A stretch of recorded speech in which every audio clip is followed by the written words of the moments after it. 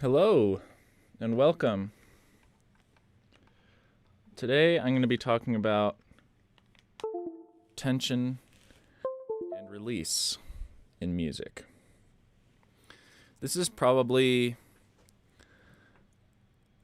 one of the, if not the most important concept to understand in every style of music, because it's this basic concept that really creates the flow in music and creates the satisfaction of music.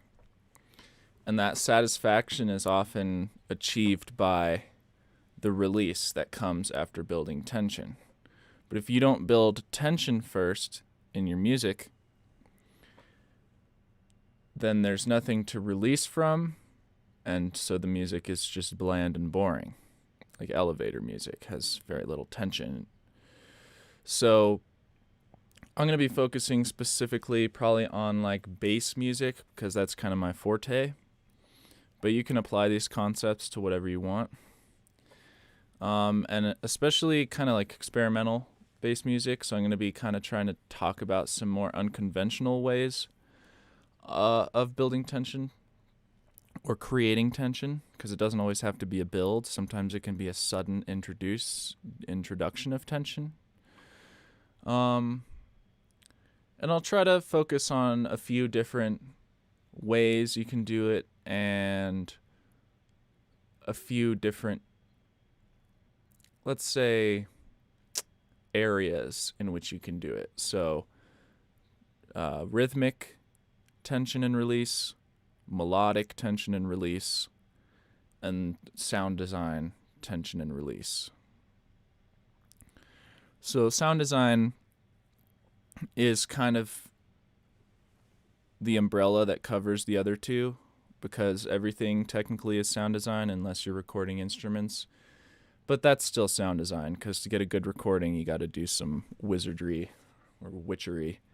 So, so I think it's easier to just explain this just off the cuff and try to write some sort of loop for you guys. So I'm not going to try to rush this.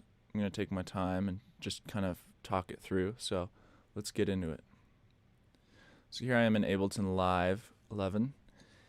And first I'll show you the most basic release I can think of, which would be,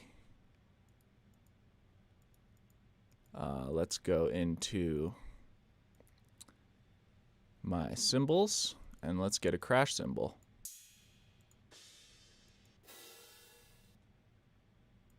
That's a nice one. So if I drag this in here,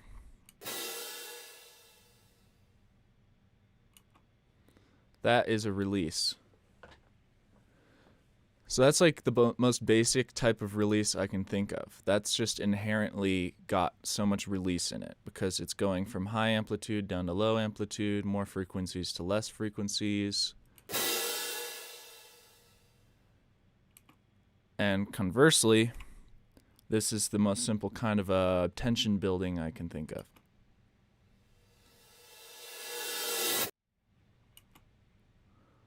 We've all heard that sound before. So I'm going to get out a drum rack and just build a quick set of drums so that I can show you how you can start to think about tension release in terms of drum programming.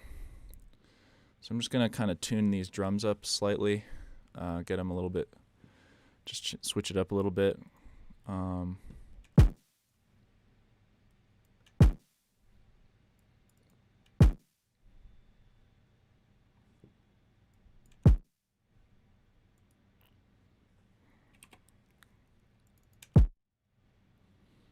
Make this top mono.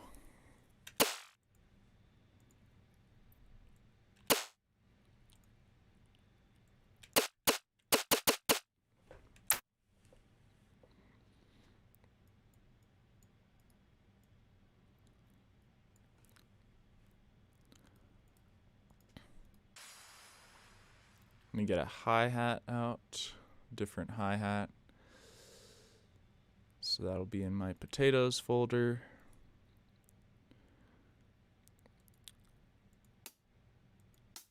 Yeah, nice little acoustic hi-hat.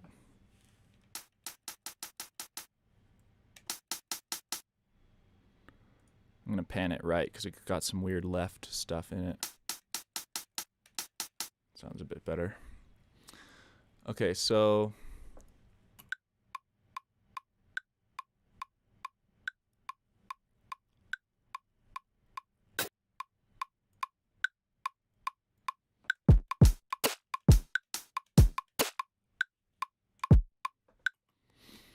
let's make a quick little rhythm following our rhyme scheme from the last video.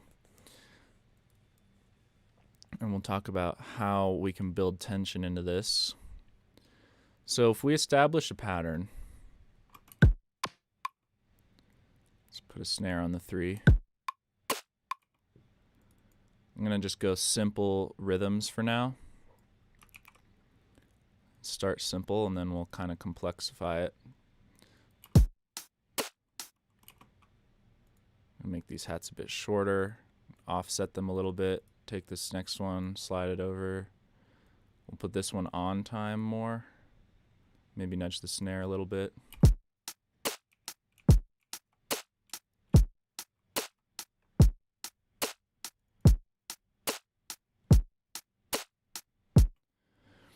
So one way I could build tension is right here. I could put a little riser, and that would kind of, that's an easy way to build tension. So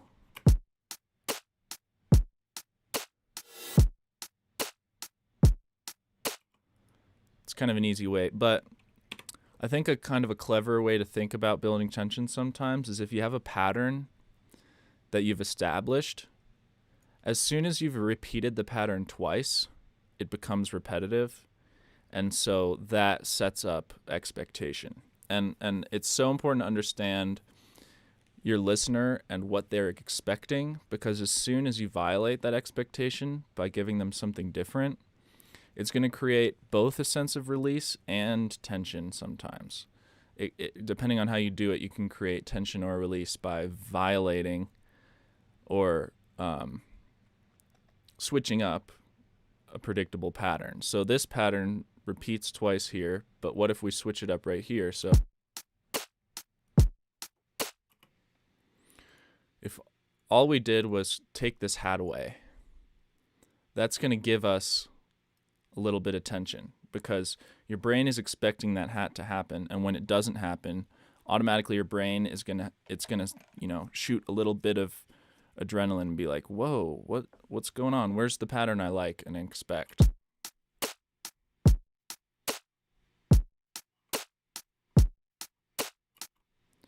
And then, as soon as this happens and then this starts again, your brain's going to be like, okay, so now we know that's part of the pattern, so we're going to expect it here. So instead, maybe we add another hat, or maybe we even switch up the feel so that it's like a triplet feel, because we're doing quarter notes. As soon as you switch up the feel to triplets from quarter notes, that kind of adds a cool kind of thing.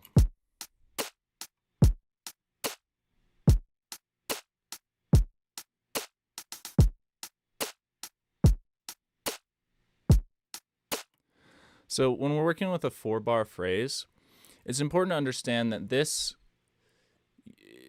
you have a choice to make. You can put your turnaround at the end of 8 bars or 4 bars, and it kind of depends on the style you're going for or whatever, but you can put a fill every bar or every 2 bars, depending on how much you want to space things out, and that a lot of that depends on kind of the instrumental lines that you're working with.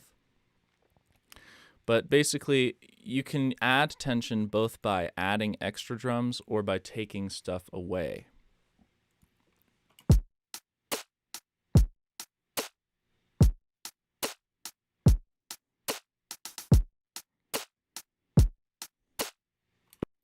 So if we get an 8-bar phrase going here, maybe on this one, so we're expecting this now as the pattern, right? Every time a pattern happens and it starts over, depending on how good your listener is at like remembering patterns.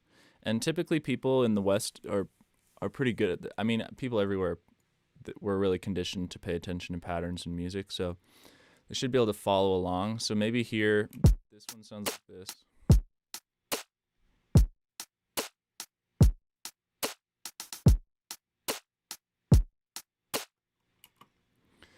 Then, you know, this is kind of like a tension area.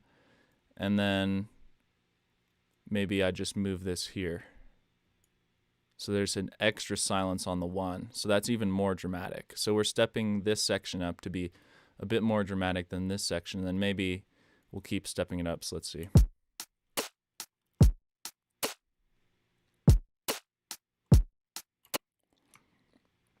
Put an extra kick now because we left out drums here. So maybe now fill in some extra drums to kind of bring it back into motion.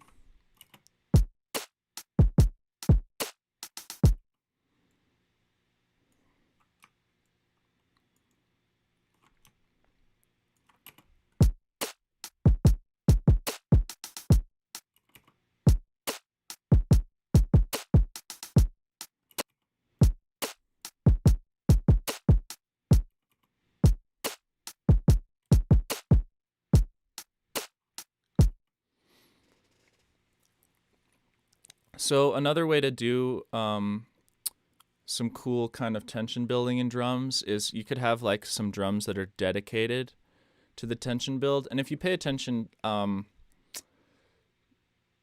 this style of drum programming, which kind of comes from funk music and like blues music and rock and roll music and that kind of way, but a lot of other styles share this concept where you have the release of tension on the 1, typically, most of the time. When it cycles back around to the 1, you kind of want that like, yeah, groove, release.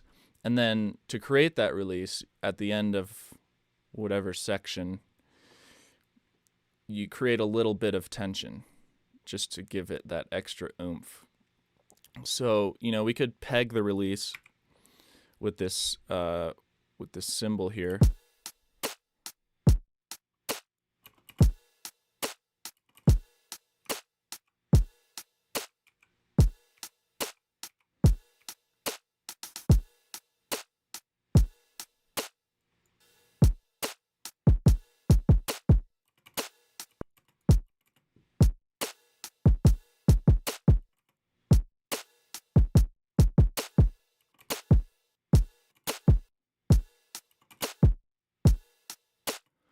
So I just kind of moved these around to fit the energy flow of this last section.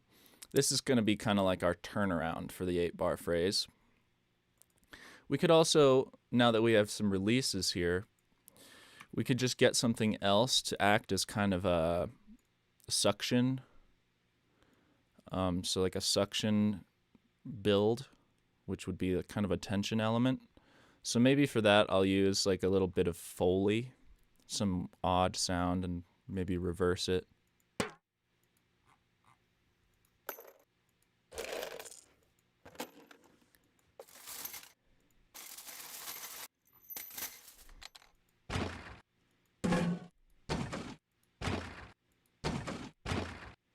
Some of these could work.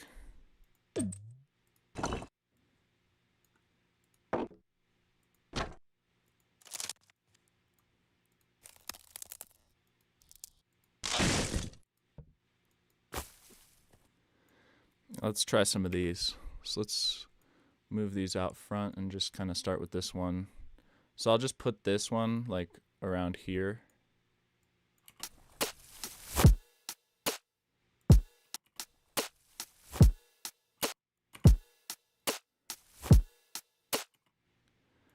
Maybe put a different one here.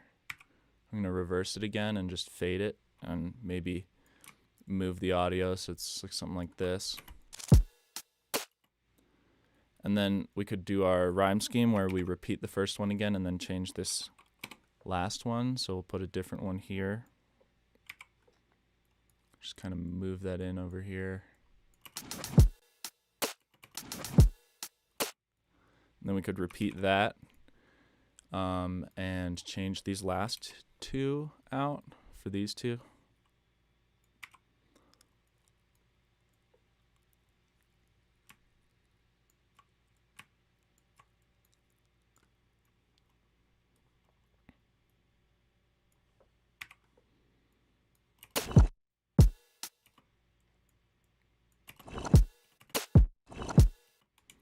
For this one, I'm going to stretch it out.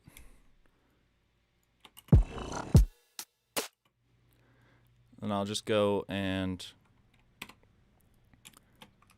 group these and call this kind of like, I'll just call this effects for now.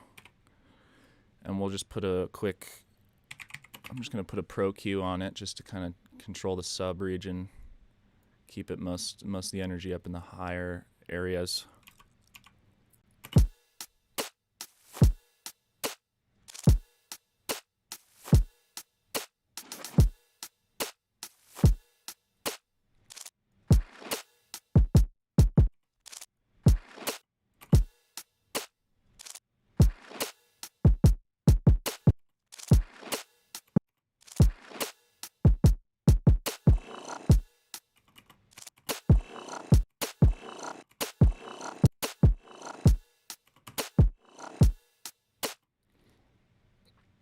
So those are some kind of effects ways of building and releasing tension. And let's go back into our drum programming now.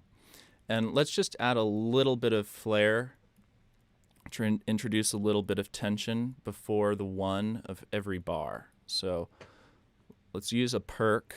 Let's see what we have in here. Yeah, that could work. A little metal perk.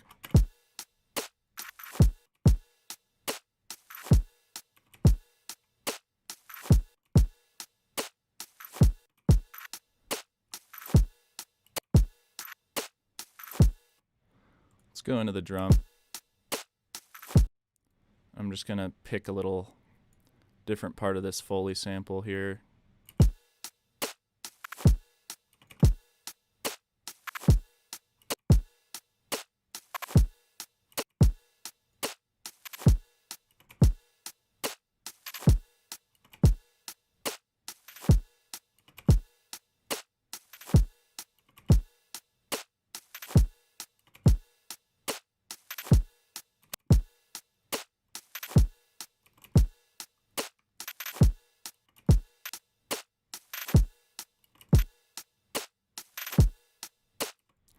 Just a little bit of flair there. Maybe duplicate this and move it to a different drum.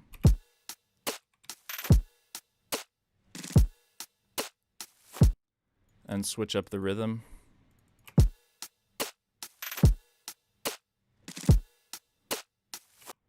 And then I'll just repeat that pattern again and change the last one here by I'm just going to delete it and maybe put something else at this end piece. So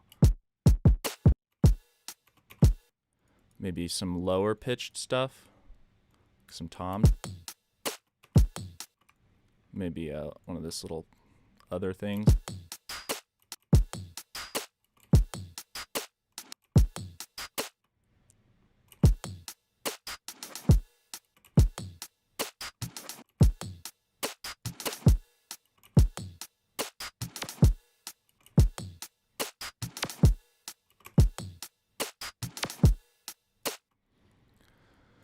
Cool, so we can consolidate this so that I have access to the whole thing, and maybe we'll take that stuff that we just did and duplicate it again so we can keep that pattern. And this too. So now we have a pretty dynamic pattern with a good amount of kind of tension and release going on, some phrasing going on. So let's I'm just going to put a side chain to get the stuff pumping. And we'll send the trigger from the kick. I have a separate video on this if you're interested in learning how to do this. MIDI triggered side chaining. So now everything that we put in this group will be side chained. So let's go and let's do something with the melody. So let's get a synth out. I guess I'll use Pigments. And let's start maybe writing some sort of chord progression or something. So, okay, we're good. Demo. What? Come on. Really? I'm doing like rent to own on pigments. Let's try the normal VST. Ugh. Something is wrong. So let's not use pigments. Let's use phase plant.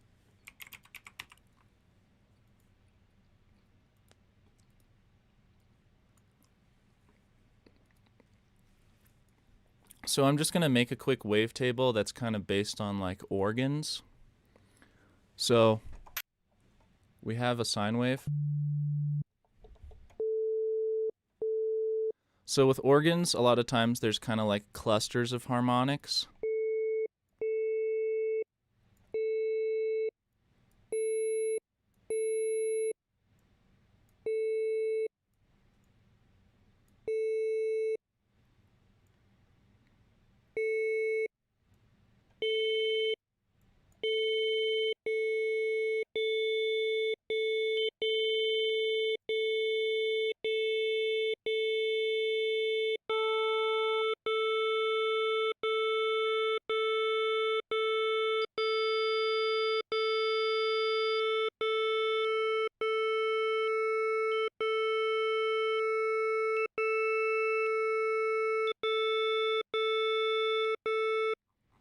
And if we scroll in here and start changing the phase, these little knobs down here, the phase, we can get kind of a different timbre.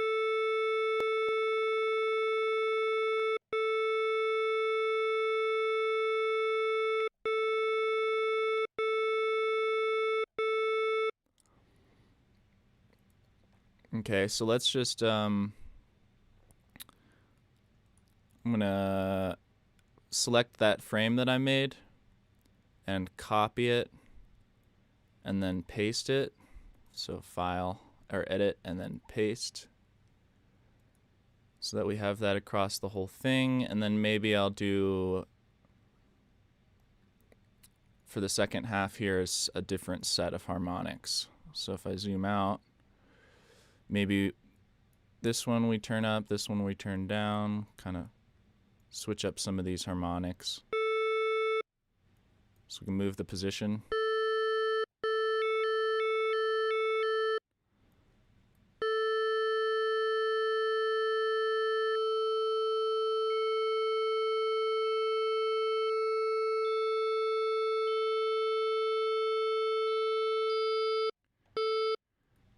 Cool, and then we can just select this middle third and just do a frame blend. And that way we can kind of morph between a couple. So that'll kind of be good to start out with for kind of a chord patch, like an organ. I'm kind of going for like an organ sound here. So unipolar, let's just modulate that.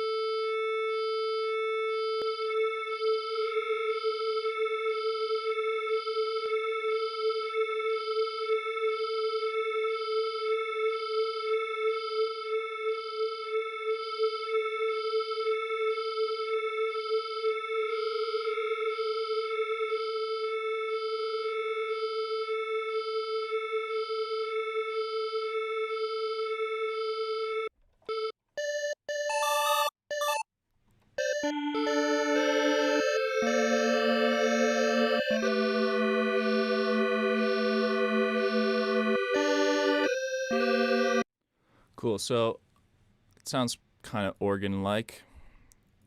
Maybe we could put some effect on here, like, I don't know, a filter. Fuzzy filter.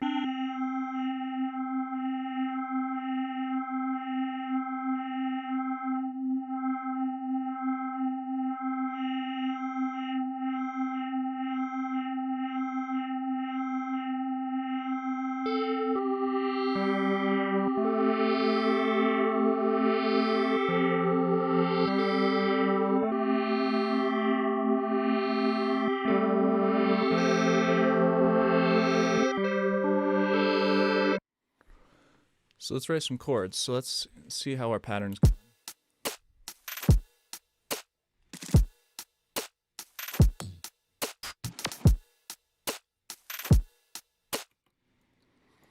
So I guess we could start with like a 2-bar phrase and then fractalize it out. So I'm going to make a MIDI clip. And if we choose a key, Ableton has this cool feature called scales. And I'm thinking maybe let's try doing something in harmonic minor, which is right here. And then maybe let's do E, harmonic E. And then if you hit this scale button, it'll just show the notes in the scale. So now we can't really hit a wrong note when it comes to programming these in. So if E is our key, E minor, we're choosing E minor, the least amount of tension in terms of music theory, this is going to be a little chord theory, the least amount of tension is going to be our root note chord.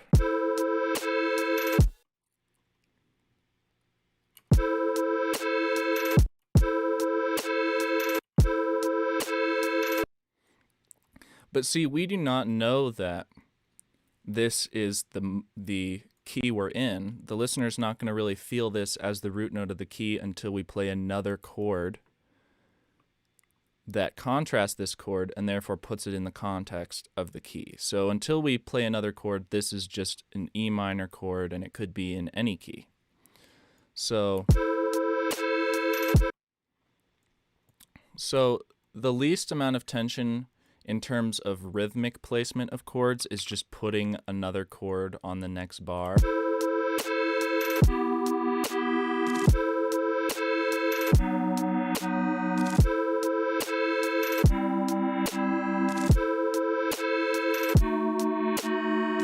So you see when I move that next chord around, there's different levels of tension.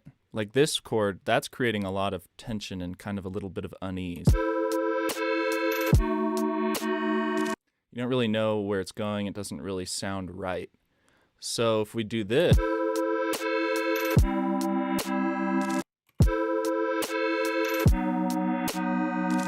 that sounds pretty good. That's a pretty nice amount of tension. And you can feel it kind of leading somewhere.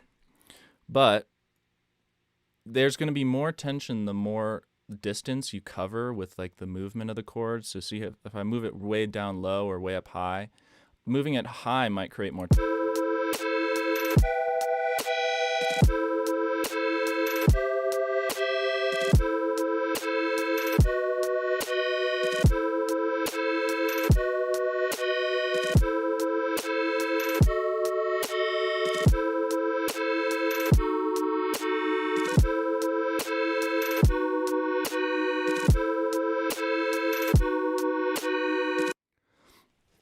So if we want to add more tension to this chord change, we can put the chord change where we give the second chord not on the 1, but on maybe the 2. And inside this little gap, maybe we could put a couple chords. So let's try that.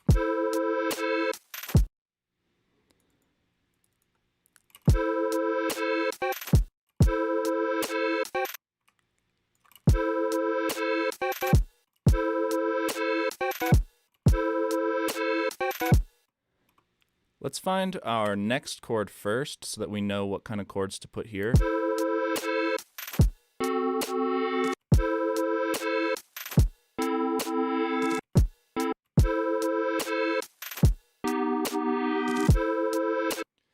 And it could be useful to have a third chord so that we know where we're going and we can feel the chord progression out that way, because every chord leads into a whole selection of other chords.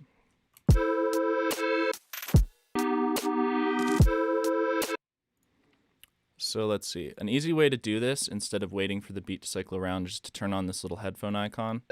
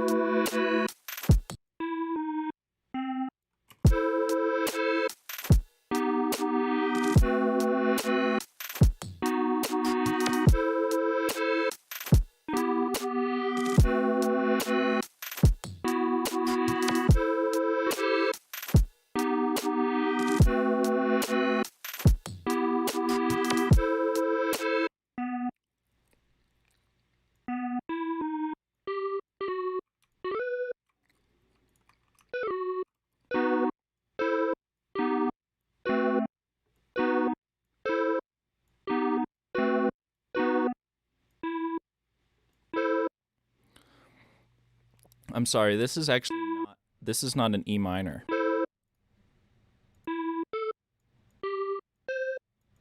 That's an E minor.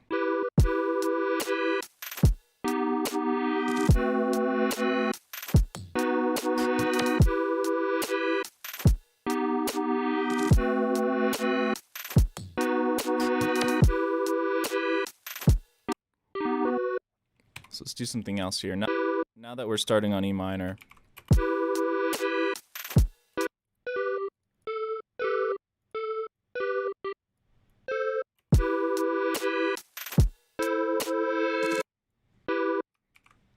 so let's duplicate both of these.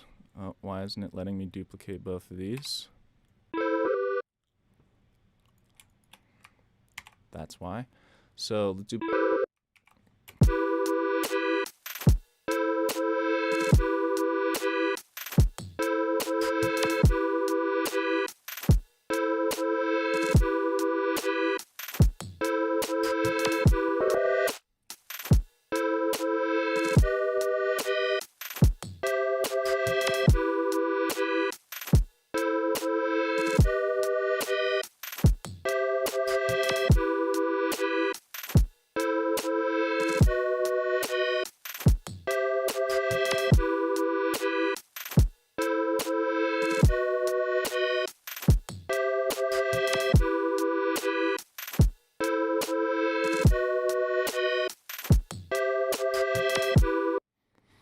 So these are triads, and you can see we have this kind of rising movement in the chord progression. So that's creating a bit of tension over the course of the chord progression, resolving on the 1, right? So that's resolving on the 1. Now we can kind of start to put a couple chords in here. So let's start by just putting this chord in here.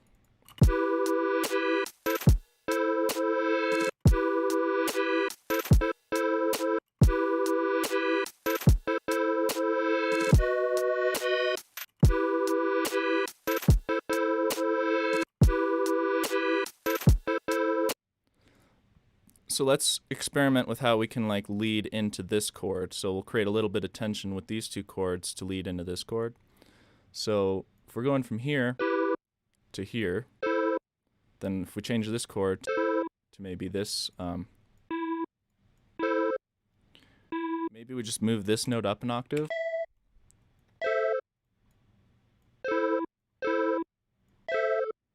So that's the same chord pretty much. I think this is the same chord, just inverted. So if we put this again, but then we create more tension in here by going.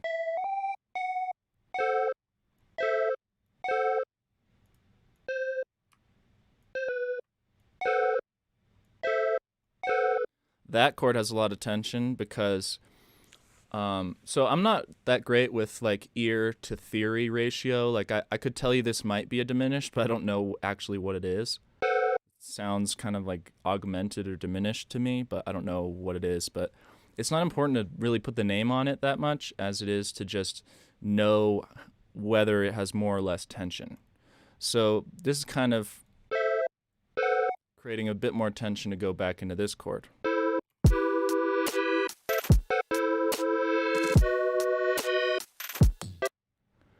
So let's kind of do, let's try just taking these.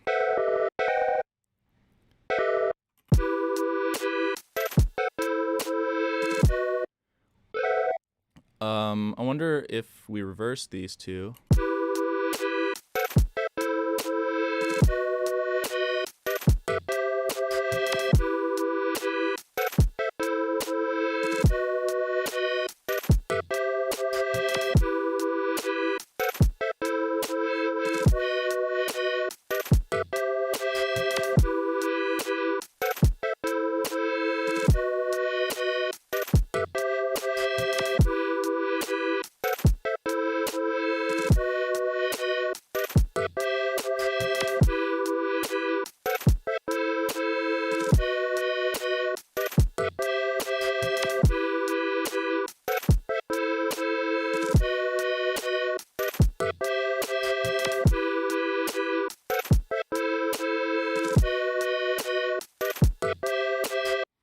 So another way you can kind of lead into chords, and I'm going to take this off scale now because I might want to play wrong notes. Don't be afraid of playing wrong notes because depending on where you put them, they kind of might sound like right notes. So I have a full selection now, and something you can do is add notes, like add extra notes towards the end of the chord, and that can add a little bit of nice tension that leads into the next chord. So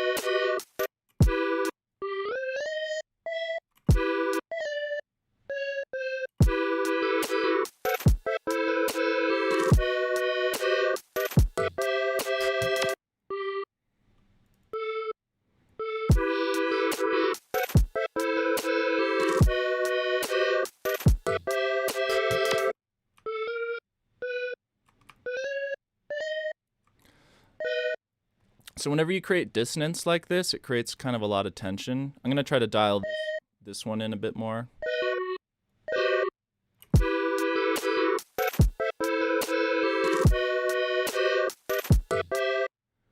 Maybe stagger them.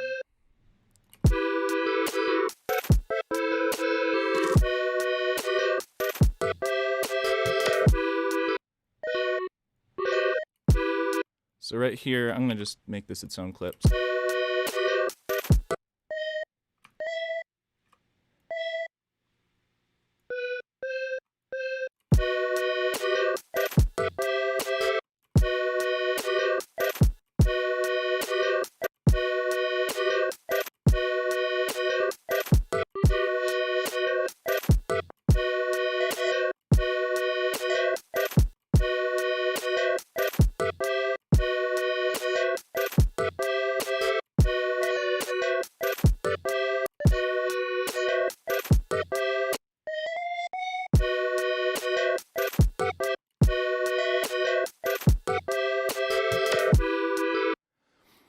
So that's kind of cool.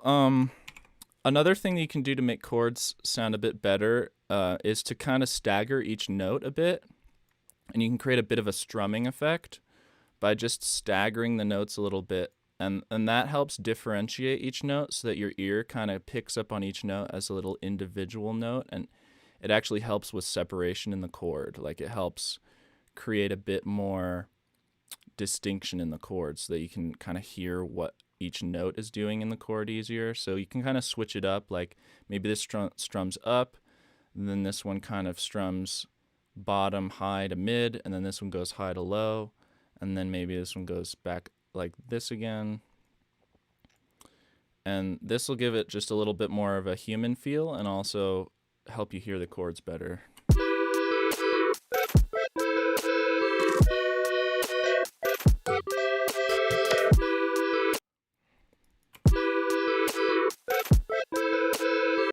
Same with the ends, like you can have some of them ring out a bit more, even have some of them overlap with the next chord, and that can kind of sound cool too.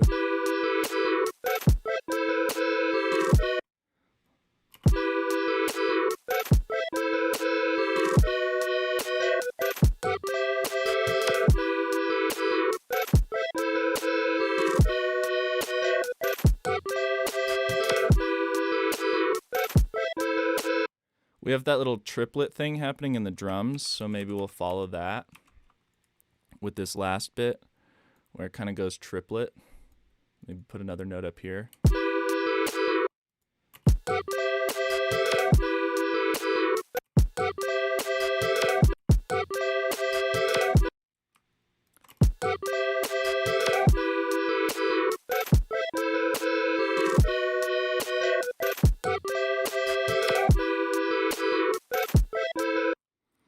So when you're doing this strumming thing, usually whichever note comes in second, your ear will kind of hear it as the dominant note of the chord, even if they're all the same velocity like this. But if you start introducing velocity, and unfortunately phase plant doesn't have, actually I think phase plant does have polyphonic velocity. Let's try it. If you, instead of mapping it to the gain of the channel, if you map it to the gain of the source oscillator, I think we'll have polyphonic velocity. So let's map the velocity to the volume of the core oscillator here, and then we can start introducing some velocity. So first thing I'll do is just kind of randomize the velocity. So over here you have this randomize button, and you can do a range of randomization. So let's just randomize to like 12. So I'll randomize, and that'll randomize them a little bit, and then we can start to interject velocity. And instead of messing around with these down here, you can actually just hold command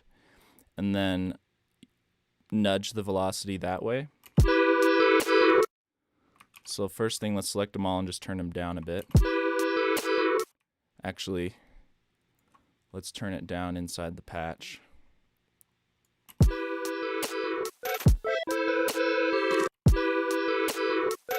me give it a little release.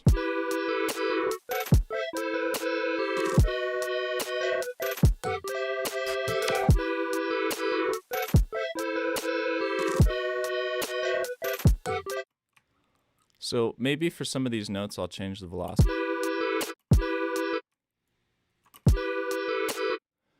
So we can add kind of more or less tension in this first chord, even though it's the root chord, so it has like the least amount of tension.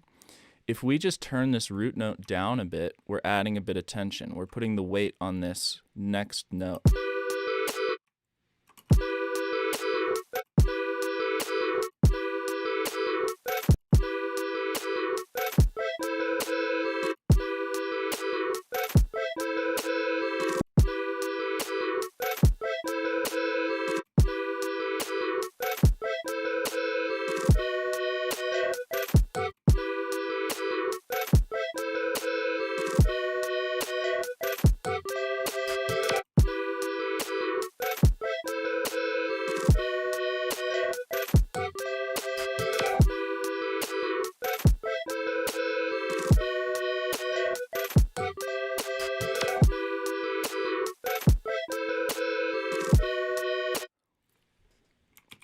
I'm going to put a bit of reverb on this so that it sounds nice, and then we'll move on to another element. So let's do like 3 bands, and on the lows we'll just put the cutoff at 100 and have no reverb, and then on the mids let's try like maybe a medium-sized reverb, like a room.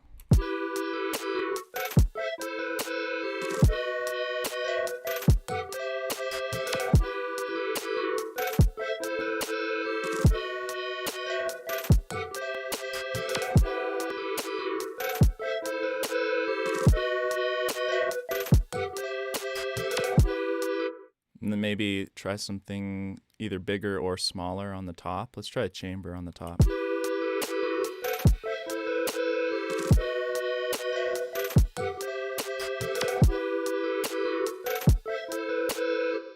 That's sounding nice.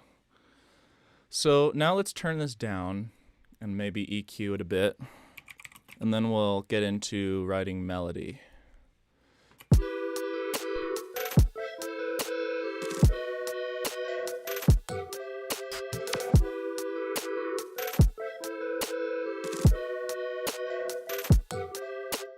It's pretty chorusy already, but I think maybe a little bit more chorus just because it is kind of a organ sound.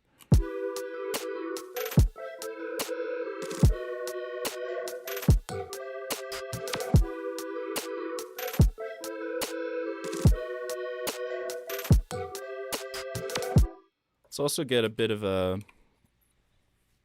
different snare going on.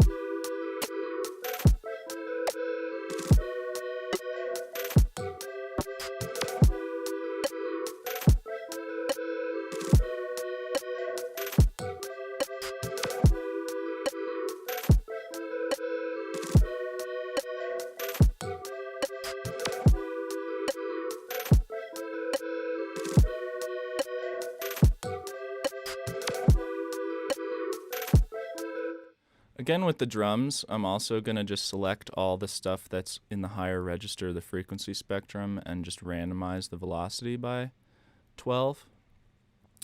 And that way we can get a bit more variation going.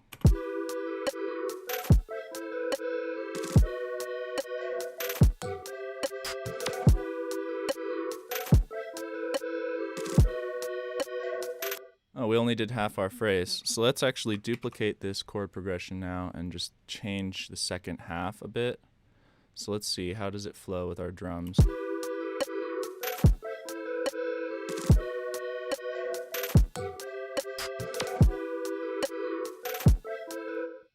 So I found that I like, I guess this is just part of my own style, but I like to have more of a stoppy transition for the first 4 bars, the turnaround for the first 4 bars. So maybe we'll stop here on the snare and then reintroduce this chord to kind of switch up the flow, because we have these sustained chords going, and then maybe this one, it kind of switches it up with a kind of more of a stoppy motion.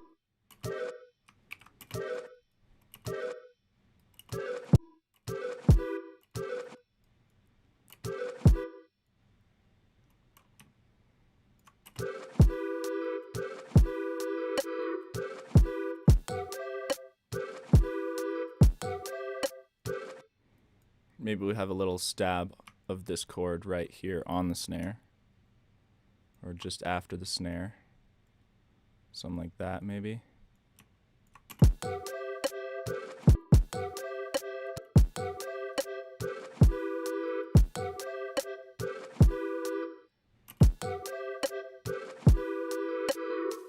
This is kind of like a stoppy motion. Let's take that and duplicate it. And then maybe just adding more notes could be enough of a kind of an increase in energy. And when it comes to tension and release, or tension and the word release kind of comes from like classical music, where there's a lot of these like kind of long build-ups and then just a impact that releases all the tension with like a space after it, and then they just start building tension again. But in modern music, it's kind of easier to think about it in terms of building and then kind of validating, or like giving the groove, or like kind of celebration. Like it's the release is more of a sustained release in a lot of more modern music, where you groove out to it. So kind of a rise in energy or an escalation of energy. So like the energy is kind of sustained throughout this, but there is some tension and some movement and some coming up.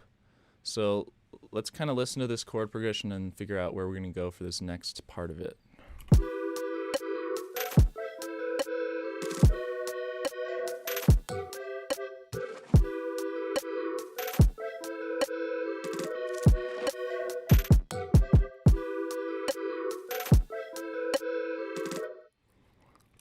So let's maybe try going somewhere else here.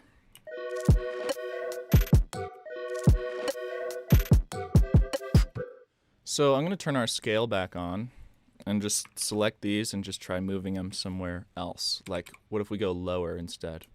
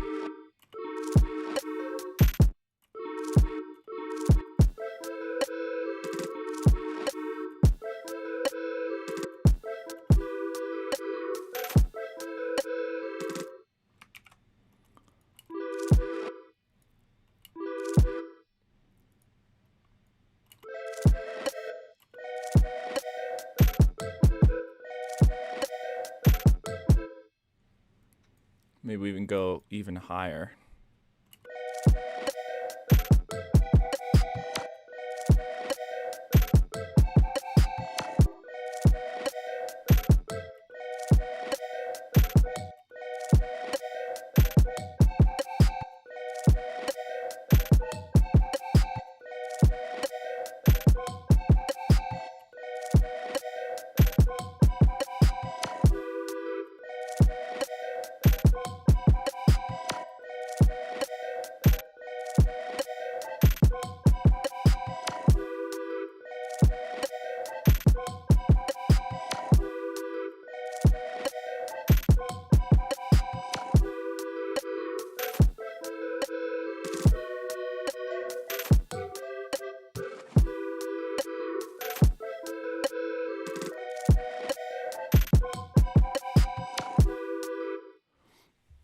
I like that. That's pretty cool. So yeah, just going a bit higher on these next chords. So we're going this section, we do this.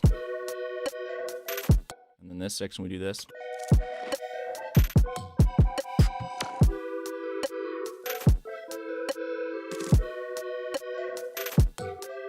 So this section has a little more tension than this section. And then this section has pretty much the same amount of tension as this section. And this section has more tension than this section, so that this, when it turns around for the 8-bar phrase, it sounds a bit more releasing than when it turns around on the 4-bar phrase, if that makes sense. So by creating more tension, we're creating more feeling of release in the chord progression.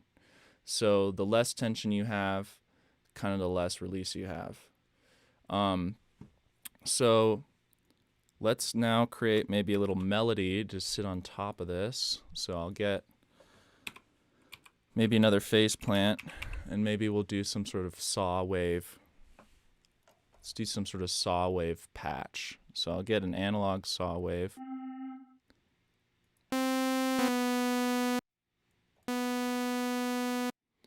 Maybe we'll do some sort of kind of Reese thing. So I'm going to take a random, turn the smooth, and then turn the speed all the way up, and then map this to the semitune by, why isn't it letting me right click? By 0.1. Do 0.1, and then we'll duplicate this, and then we'll map this one, 0.1. So it has different randoms generating different values for the tuning.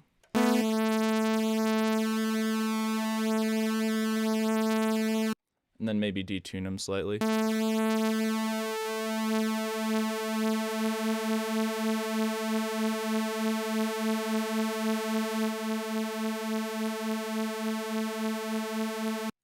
And then instead of having it on full buzziness mode, let's get a couple filters. So I'm going to use a key track, so the note plugin, and I'm going to key track this to the cutoff. And let's just turn this on bell and dip out a bit of the second harmonic area.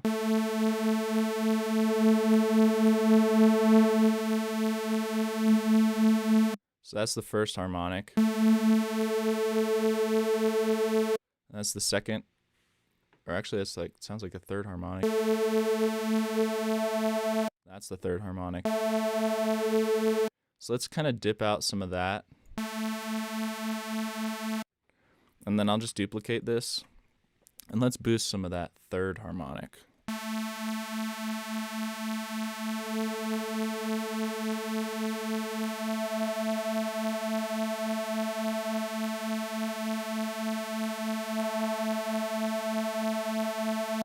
And then let's duplicate this again, and let's just turn on like a high shelf and just dip out some of those buzzy highs.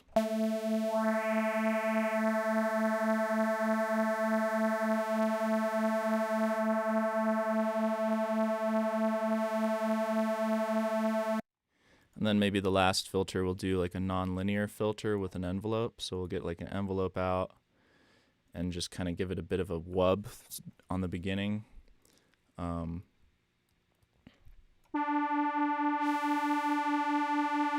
Let's choose maybe the warm.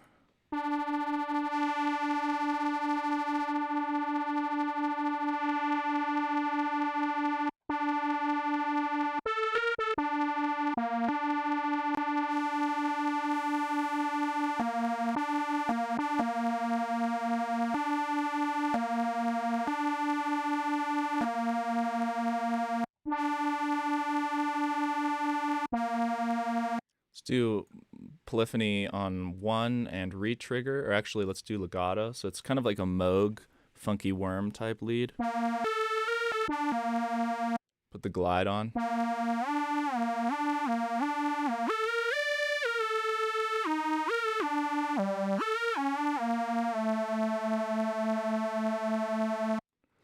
Maybe a bit of, I don't know, a bit of flanger would be cool. So let's do a little bit of flanger.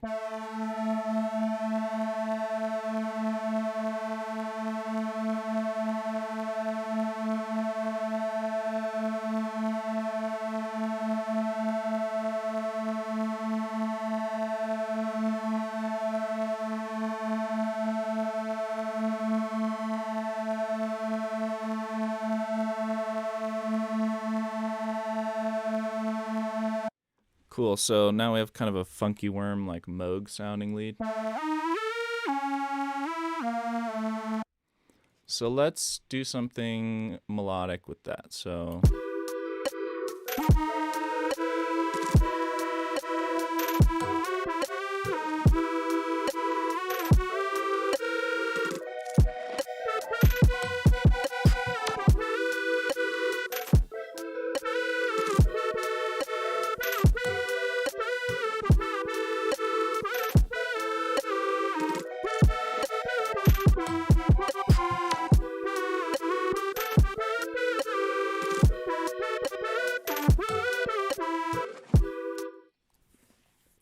it's kind of cool to like pick we could do kind of a pop style lead, I guess. So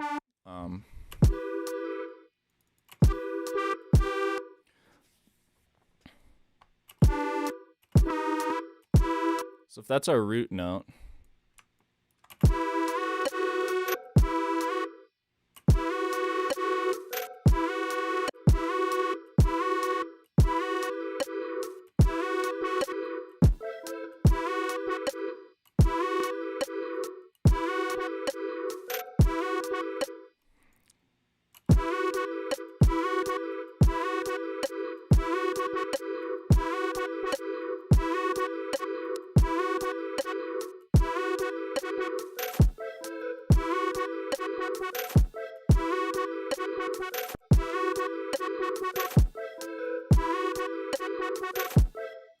so this is actually super common in a lot of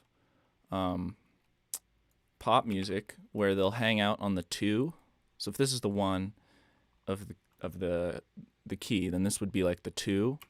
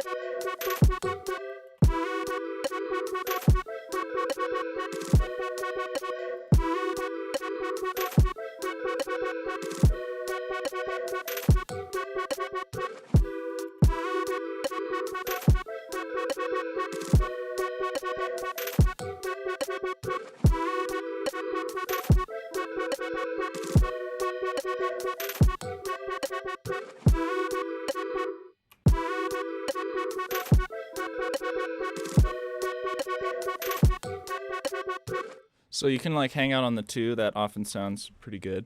But we could also hang out on like the 5 or the 6.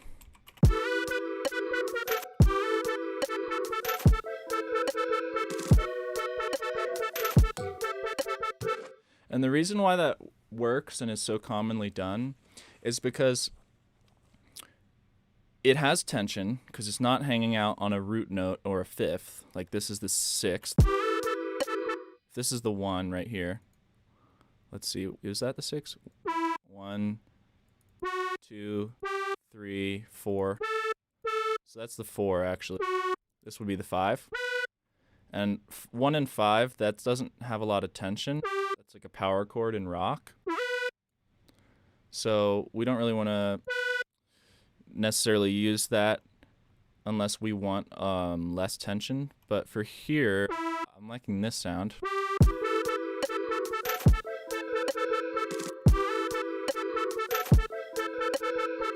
try the sixth though. So 1, 2, 3, 4, 5, 6.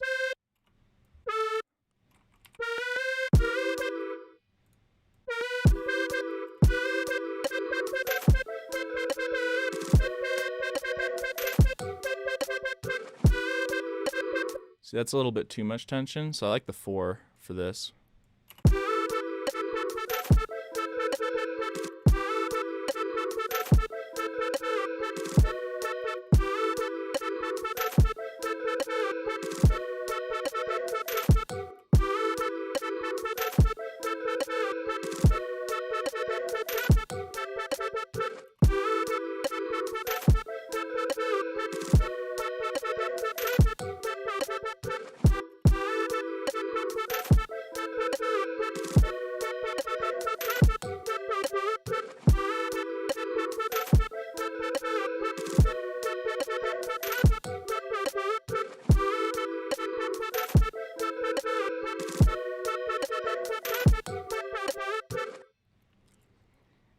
So at the end here and throughout, I'm just adding these extra notes to add a little bit of tension, a little bit of movement, a little bit of flair. And don't associate the word tension with stress necessarily. I know that it's easy to associate the word tension with stress, but tension in music is oftentimes quite satisfying. So it's kind of a confusing thing, and it really comes down to neurological systems and hormonal systems in the brain, where basically all we're doing in music is we're triggering brain chemicals on like a granular scale. And same thing when you do anything. So if you're interested in more of this, just check out some books on kind of neurological systems and stuff like that. Understanding how hormones work is really, really useful when it comes to music. So like when you have like when you introduce tension, the brain isn't just releasing a little bit of adrenaline, it's also releasing a little bit of endorphins and dopamine, which are pleasure chemicals. So that's kind of a little side note. So let's see, we have this. At the end of this, I'd like to do a little run to signify that we're going into this next part. So let's see.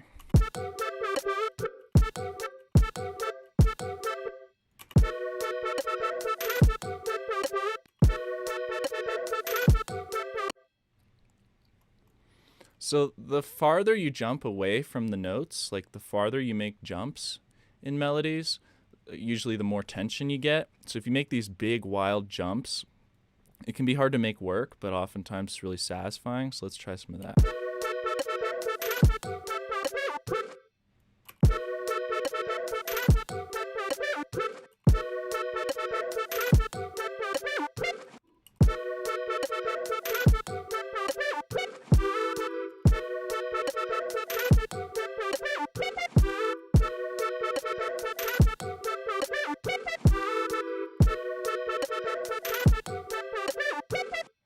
Let's try triplets. Turn on the triplet grid with Control 3, a little shortcut.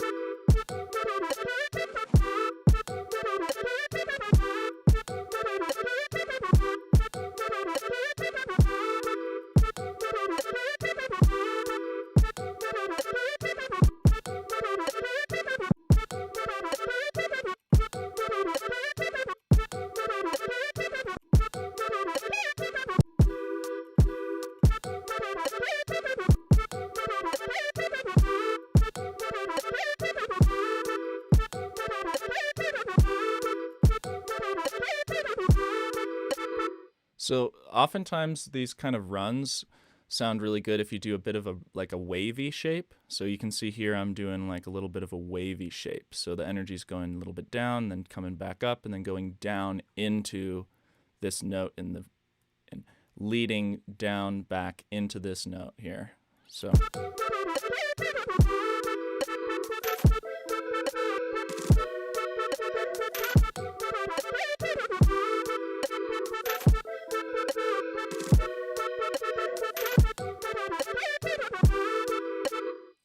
cool, so I like that, but maybe some velocity would be useful.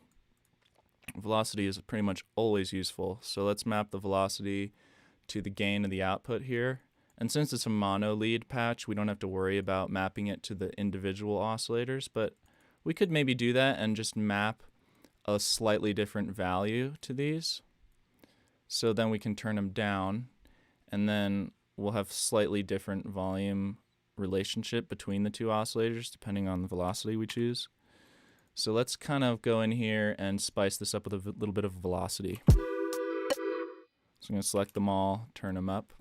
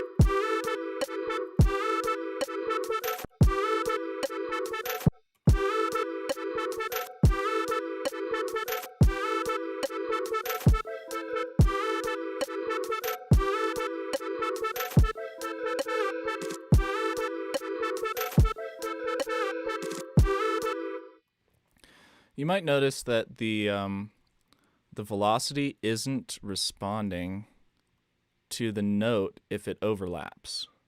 I think that's something that's coming in 2.0 for Phase Plant, but right now, unfortunately, it's not smart enough to handle that. So just something to be aware of.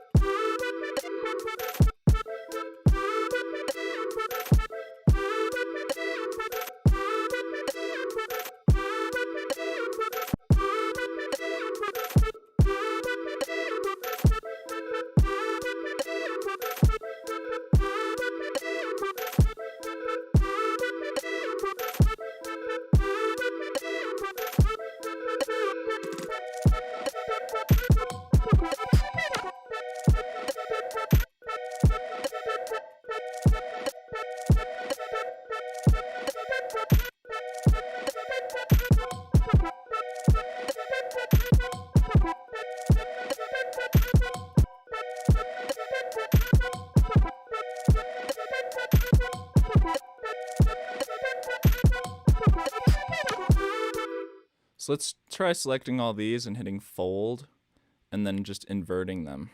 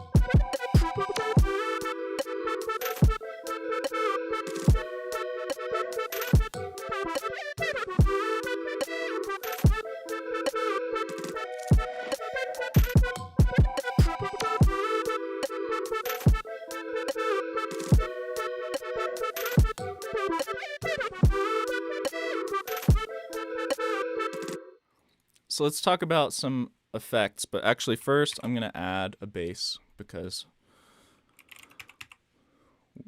bass is a necessary thing.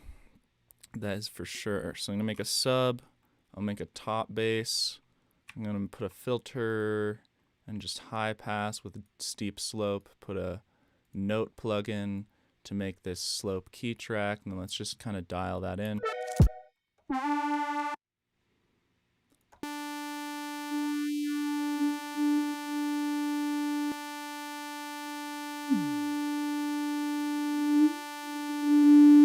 So there's the fundamental.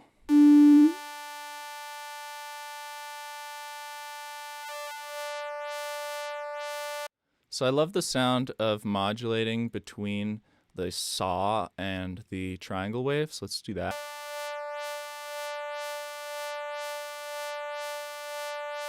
Let's do a little FM from the sub. Turn the sub on.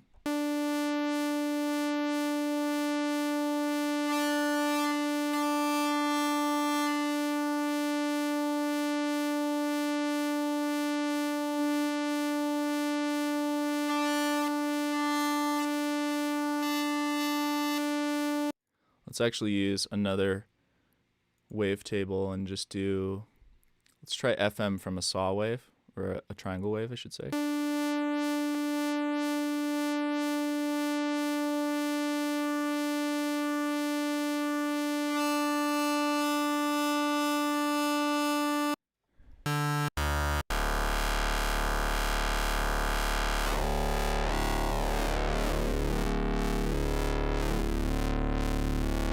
So that sounds good on a really small scale, so I'll just attenuate this LFO so it's just a tiny bit and just start modulating the amount of FM by, say, 23%. And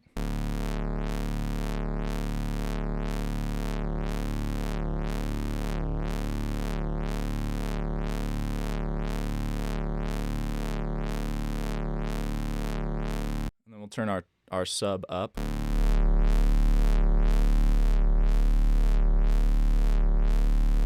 And let's add a bit of third harmonic by using distortion on sine fold.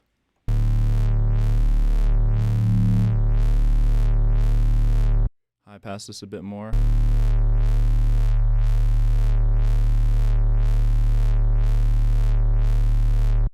And then do a nonlinear filter on, let's try clipped, tubular.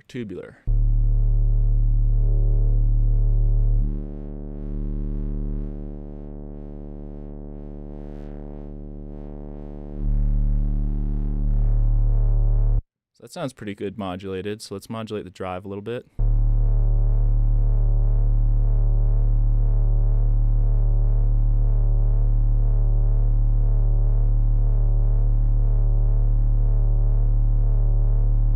Modulate the cutoff a little bit.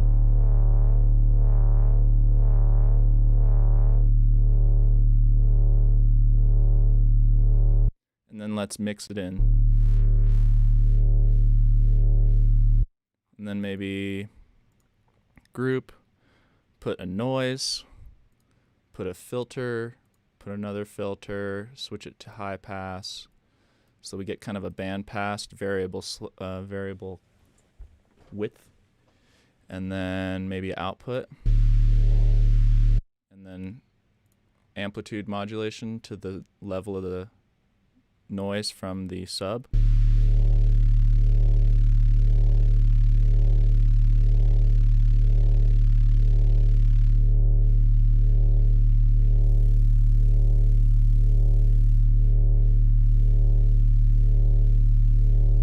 Maybe modulate the level of that too.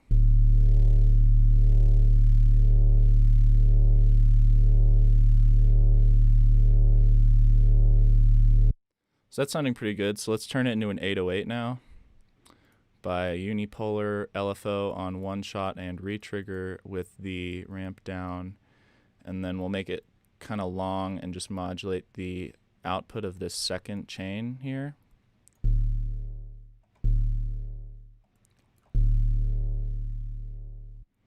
Kind of do like an S curve here, little ramp on the start.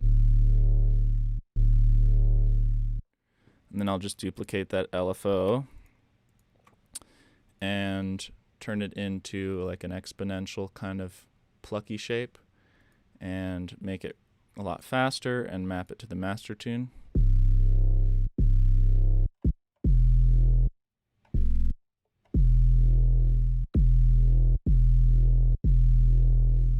Cool, so let's put a little bass line here. And an easy way to make a bass line if you have a chord progression going is pretty much just duplicate your chord progression as the MIDI into your bass, and then you can just select them all and hit 0, and then just start unmuting some of these to kind of see what works. So let's do the root notes first.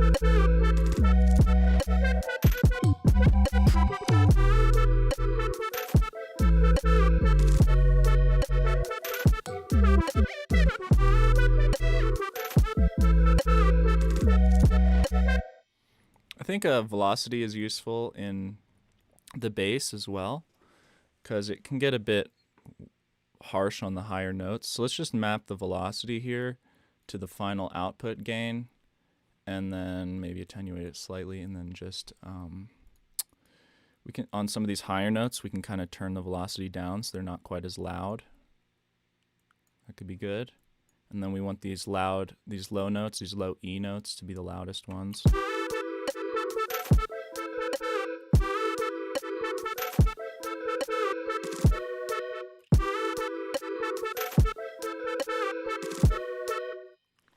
Huh. It's weird it's not working. Oh, that's the note plugin. When you use the velocity plugin.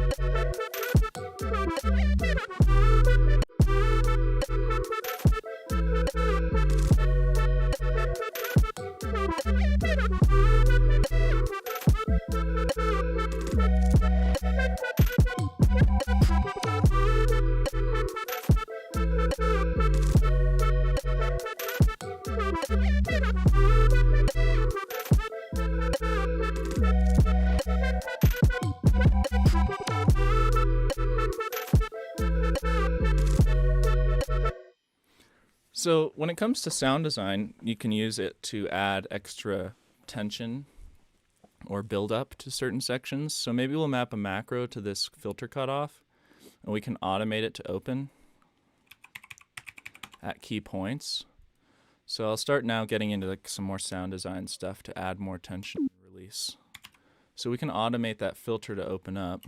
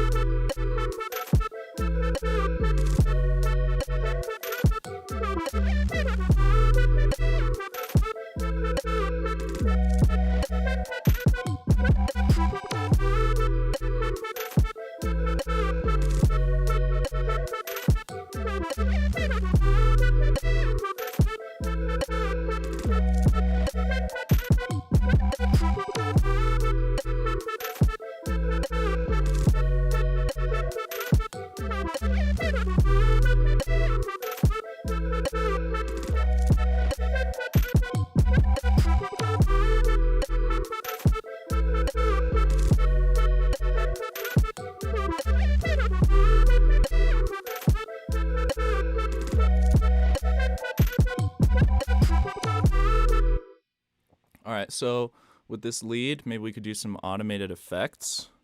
Let's try Freak Echo.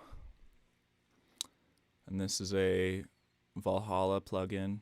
It's kind of just like a frequency shifting echo, and I like it a lot for like modulation, automating it. So let's listen to it with the mix up, and then I'll just start automating it.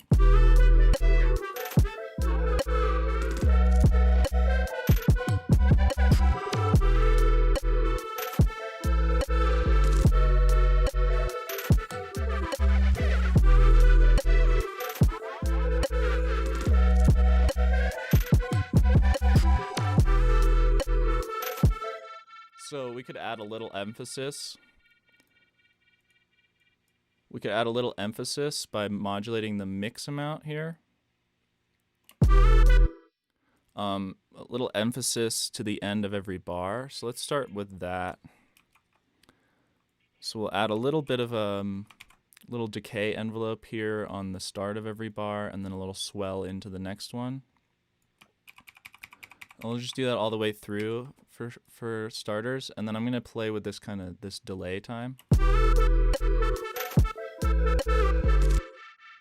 So maybe it comes down slightly here, And then we duplicate that, and maybe instead of down, it goes up here. So it's kind of like going back and forth a bit.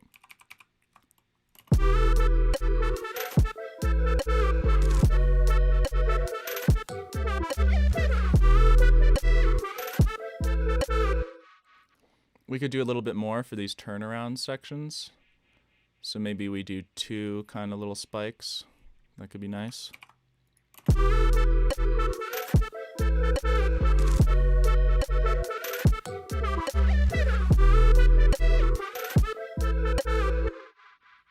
I think it'd be cool to push it over the top here at this section.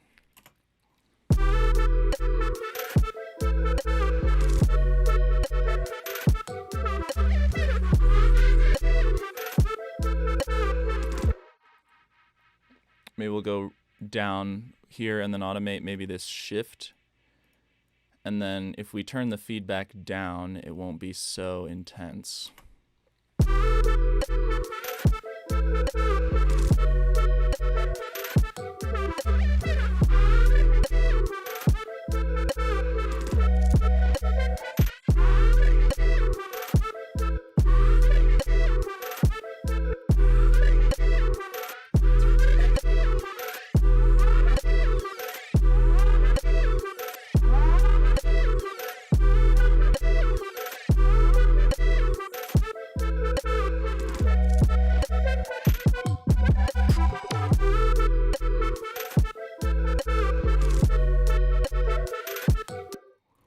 We can also do some automated reverb. So I'll get a vintage verb out. This is just a rack I made that has post and pre-EQ in a parallel chain with macros to control the mix amount of the chain itself and the decay amount of the reverb. So let's turn the decay up, and then we'll just kind of start to mix this reverb in.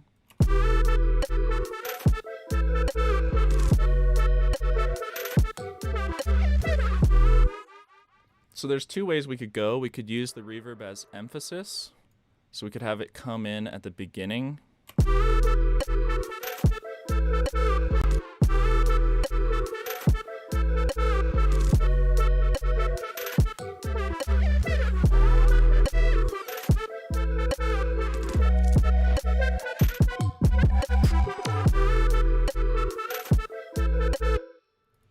And if we want that to be a little bit louder, we can just put a utility on that reverb like after it and just turn it up.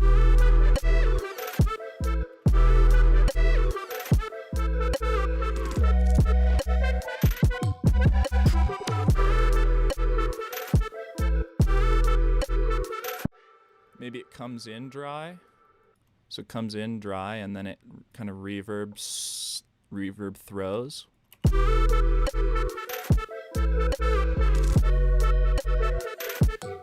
So also you can have it like automate up like a riser and then cut to silence, maybe a little bit before that. So something like that.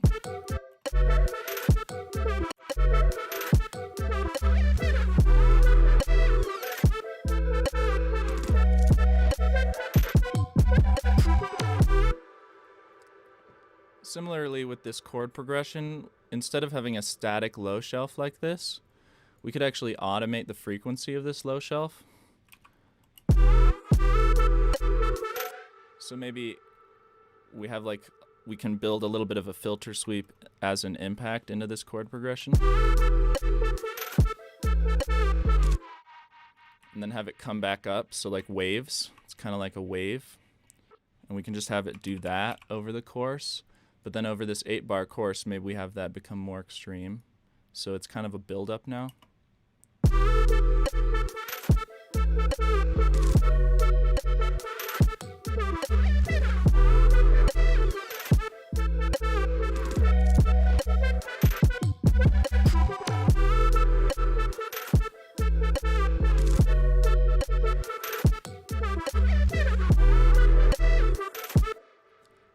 So similarly with the hat, I have a rack here called, it's like a generative grain delay rack. It's called Random Tails. And this is basically just a couple LFOs modulating a grain delay with a parallel chain and a dry wet knob to control the dry wet of the chains itself. So you can see it's kind of crossfading between the two. But another way to do that is to keep this dry chain completely dry the whole time so the hat doesn't really get quieter in volume. Maybe a little fade here. And then, so this would be dry. And then wet, we can fade in that grain delay signal like this. And then this dry wet is actually fully wet here. So this is just the grain delay signal and then maybe a EQ. So I'll just get an EQ8 for this and just put it at the end of the chain. And if you ever have trouble dragging stuff next to Max for Live devices, sometimes if you just hold it there for a second and then if it still doesn't work, if you hold it there at the bottom half of the screen here, that usually solves the problem of it not letting you do that. So let's just kind of do bandpass here.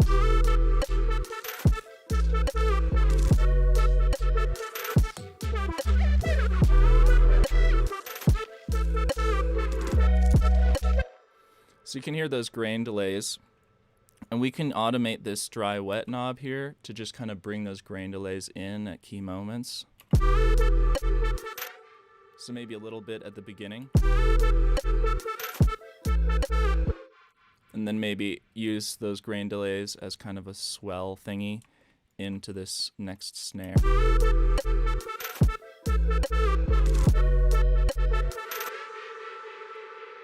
And then maybe for this section it comes in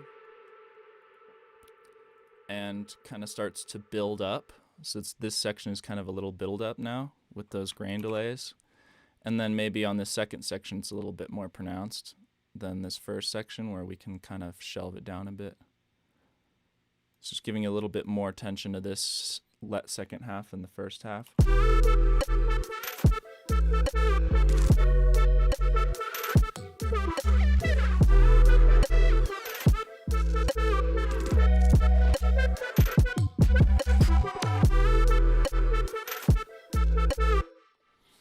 So another idea is kind of to have another sound that's separate from all your main sounds and to kind of bring that in as like a sudden thing. And that can add a lot of cool like excitement and tension and release all at once. So if we just put a utility on a group that has all this stuff in it, we can actually use the utility as a mute. So we can mute parts of it. So let's find a place to mute.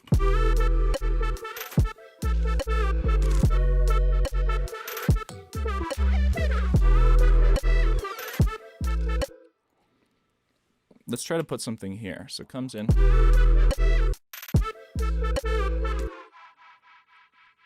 So maybe we have a little melodic sound. I'm thinking a little melodic sound there.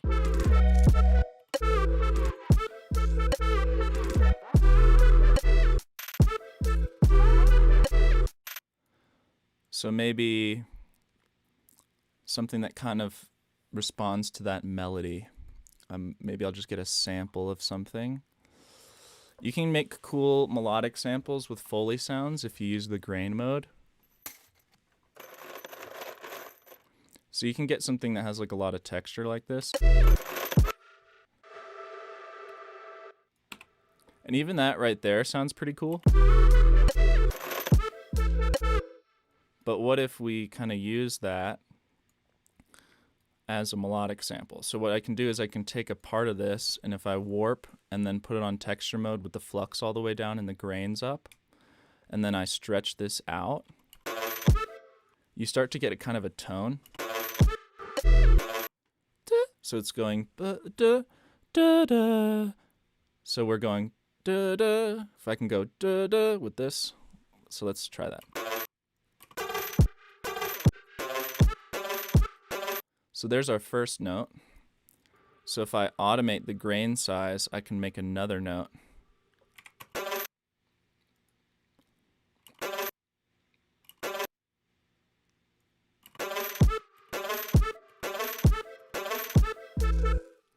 See how that works? And then maybe we can like bend it up at the end with the grains.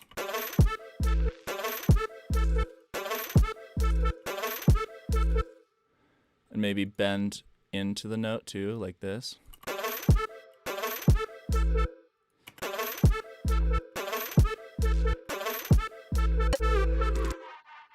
So the grain size is what's creating our tone because it's such a small grain size.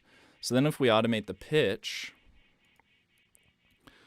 we can get some cool effects. So maybe I'll try to just do some stairs here, just some random kind of stairs.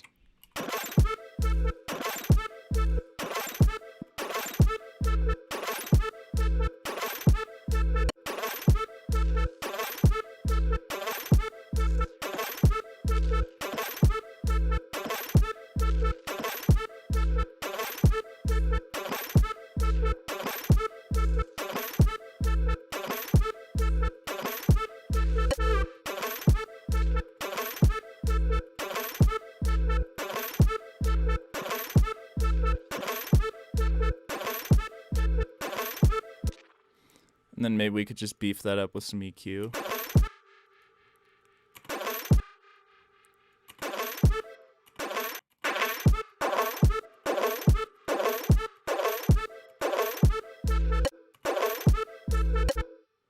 So maybe high pass it in.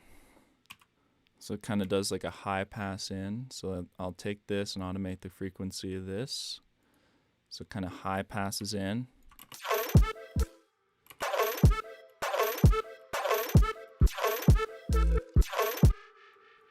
And then maybe add some definition to this next note by doing a little low pass wonk.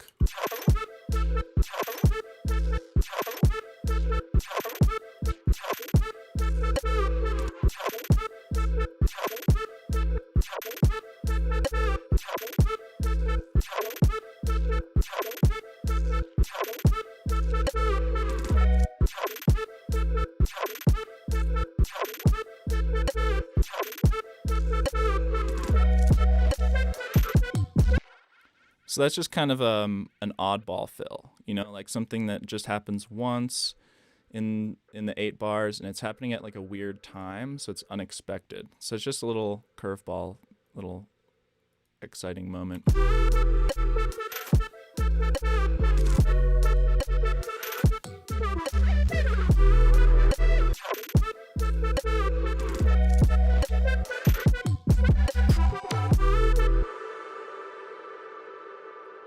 So we got a lot going on, but I think maybe a couple tonal impacts could be good too. So we could go into maybe our electric perks, because a lot of times electronic perks have a nice tone to them. That first one sounds pretty good.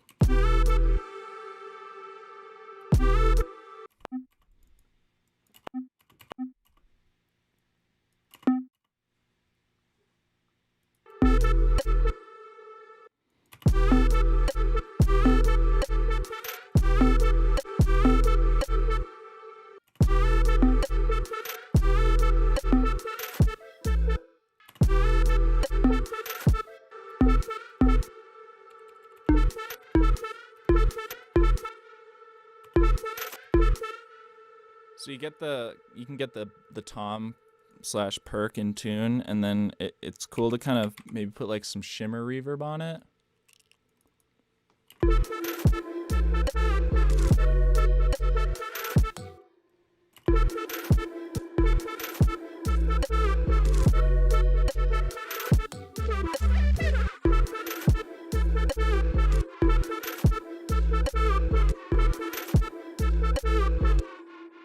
And then you can kind of just turn that down so it's in the background, and then usually you can make it sound a little bit further away if you do another kind of Abbey Road EQ type thing.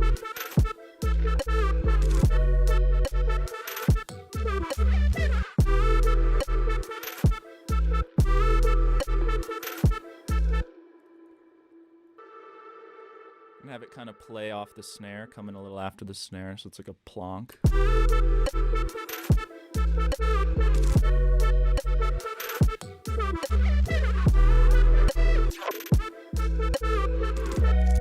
So I'm going to put it in this group so that it mutes.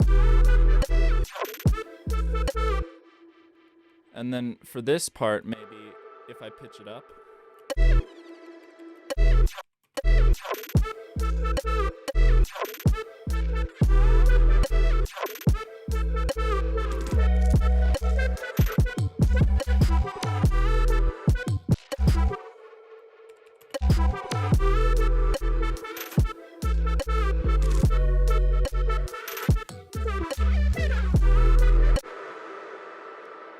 So also with these impacts, if you use a utility, you can mute them. So have the reverb cut off. So maybe it...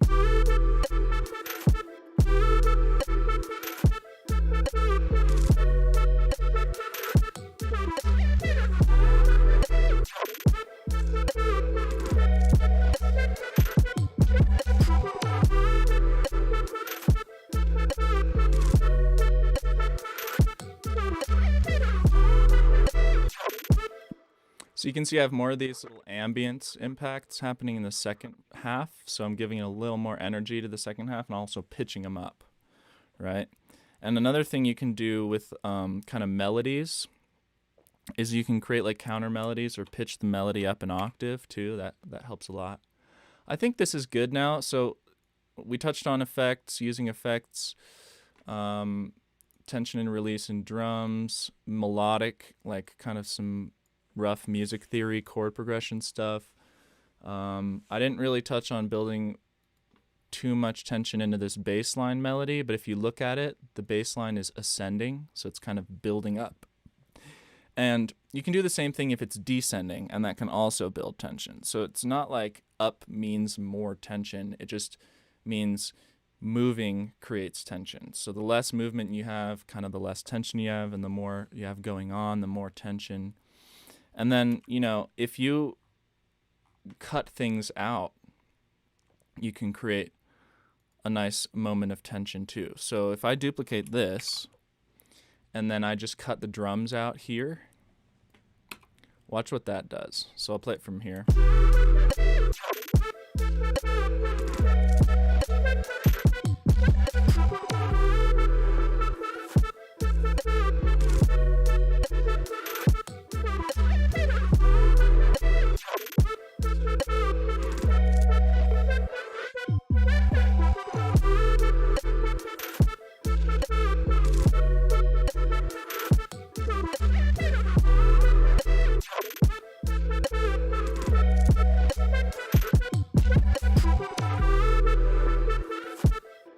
Maybe you can cut some stuff out of here too, like maybe I'll cut the bass out there.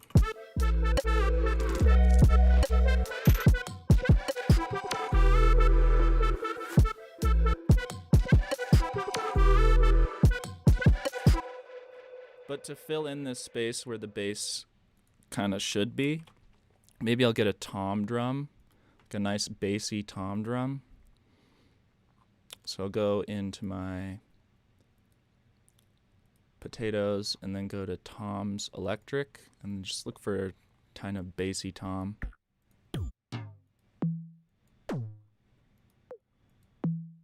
Yeah, a tom drum that's kind of like from an 808 kit, like an 808 style drum. It sounds a lot, sounds really nice when it's pitched down, so maybe.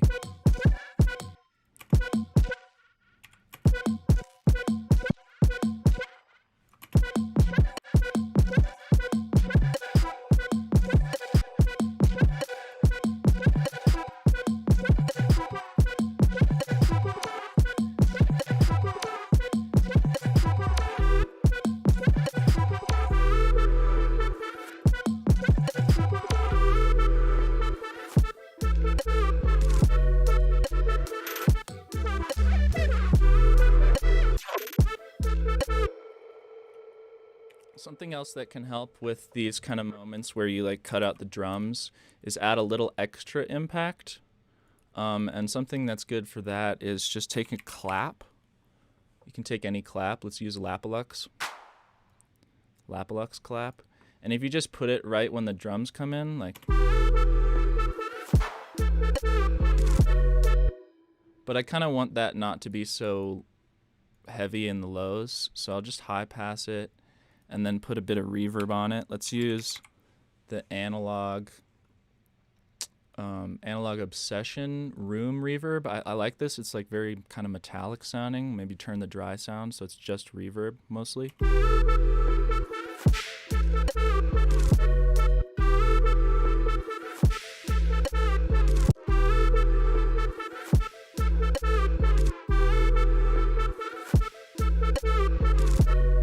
So it just kind of sounds like a little white noise burst, or like a, you could use a cymbal.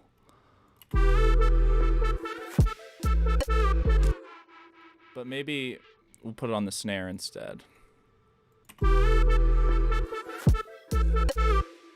And maybe just to add a little extra kind of oomph to this, we'll just do some little mutes.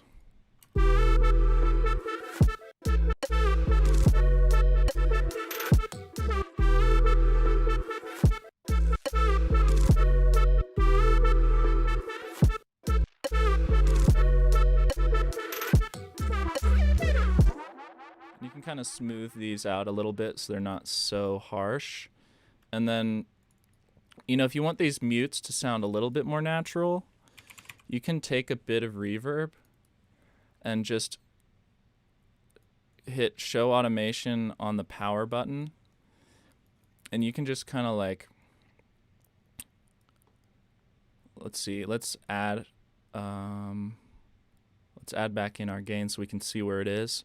So you can kind of just turn on a reverb like right before it, so that your reverb's not running all the time using CPU, and then just automate the mix up a slight bit during those little mutes, and that'll just give it a little bit of a tail. It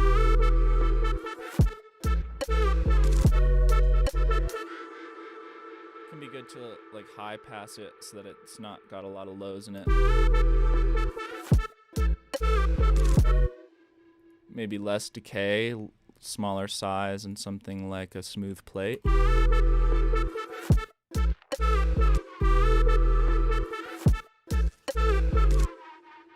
So that just makes it sound a little less artificial when you do the mutes.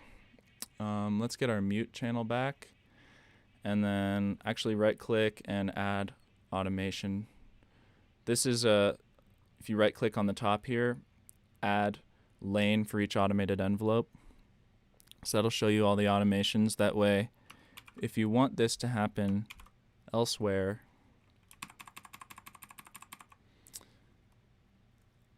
you can do that. That way, these all have just a bit of reverb to smooth out the mute. So let's bounce out what we got here. I'm going to just group it and put some mastering so we can hear what it sounds like loud, because all this ambience and effect stuff, it's going to get a lot boosted by the mastering, so it's good to check and then know how much you need to turn all that stuff down. I'm sure I have to turn that all down, so this might sound a bit messy, but that's okay.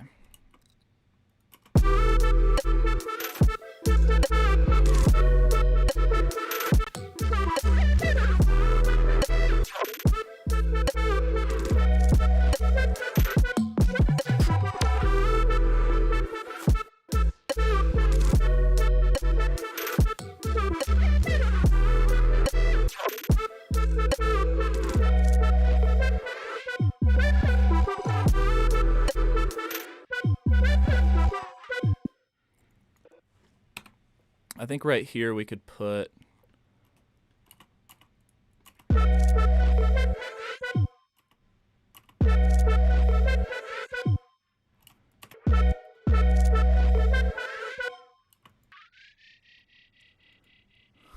something else there. Let's get out. I'm just going to get out of contact. And I don't know, maybe try some strings?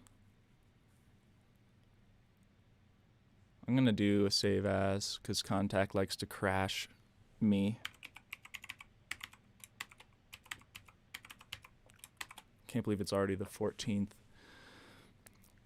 What should we call it? I have a list of names here. I just like write down tons of names. Let's see. I'll just pick a random name.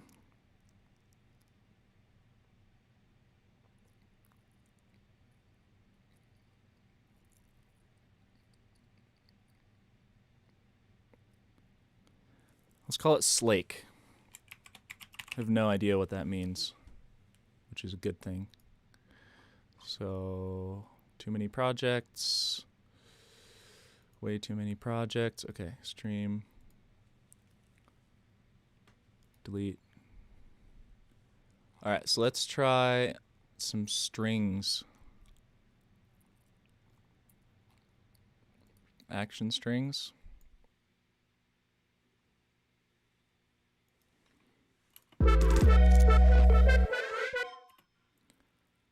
Maybe just like a bump, bump, bump.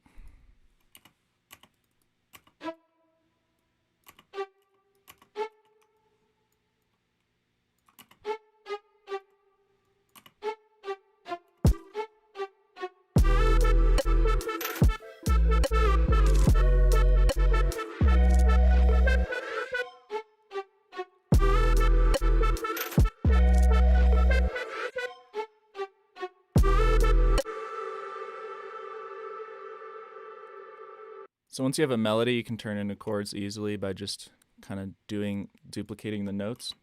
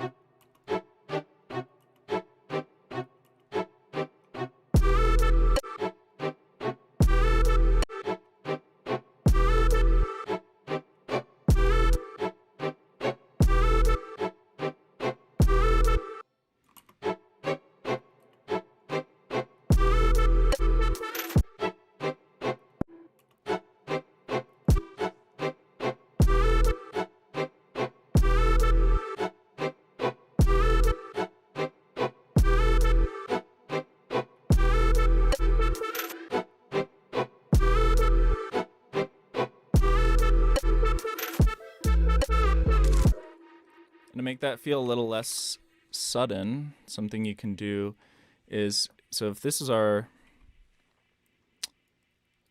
lead, I can take the input of the lead, and then if I just duplicate this little MIDI out here, so that's pretty cool. So maybe I'll just resample that.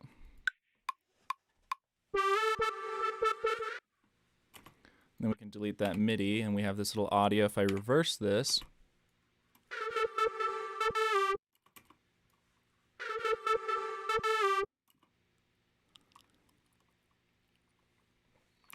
actually, let's do this. Let's be a little more precise. So I'll copy this vintage rack down here, this verb rack. I'm going to delete the automation on it, and then I'm going to actually turn the reverb off there. So let's record that. We don't really need this second part, we just need the first part. So we can now delete that, and then if we use this, and we reverse it, and then we automate some reverb off the end of it.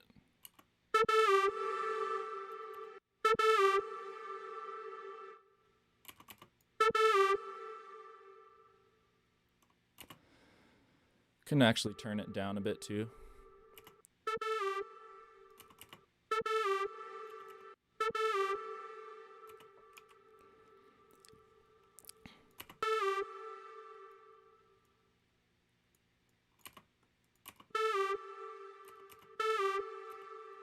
Yeah, so I can freeze that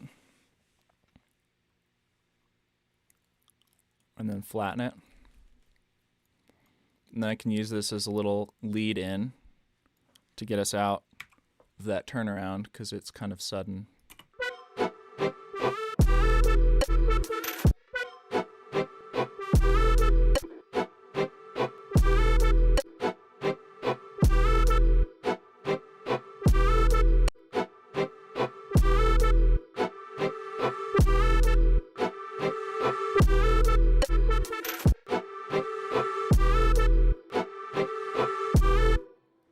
And then to get it to go along with those strings,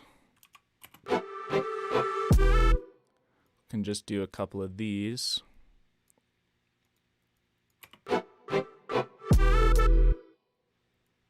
Maybe something like that.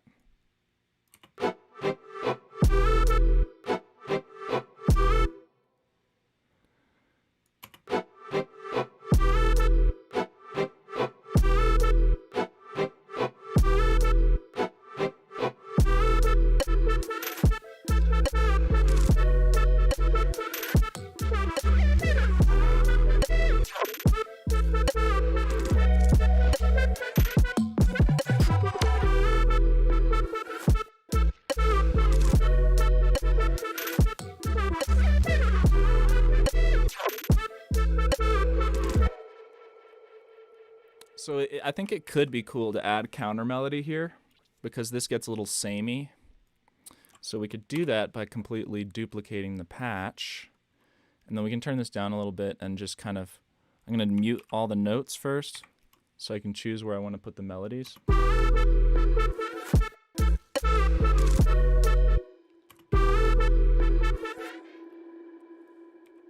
Let's turn the scale back on and hit scale, and then I'm just going to move these up.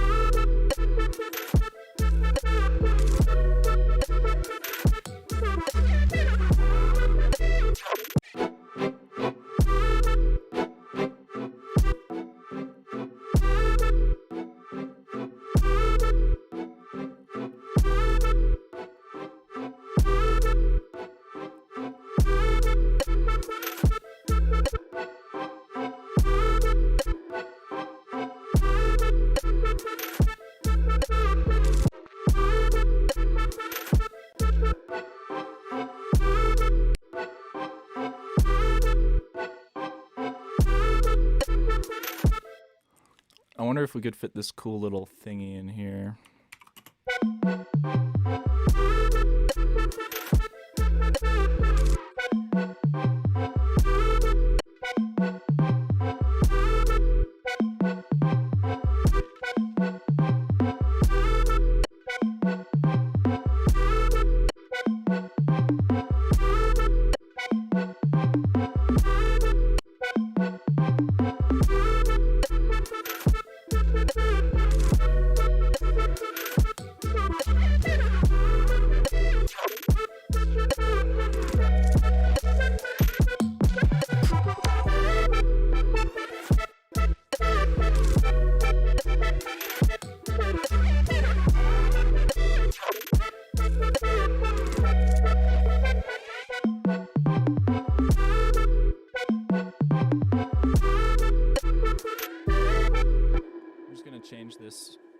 patch a little bit.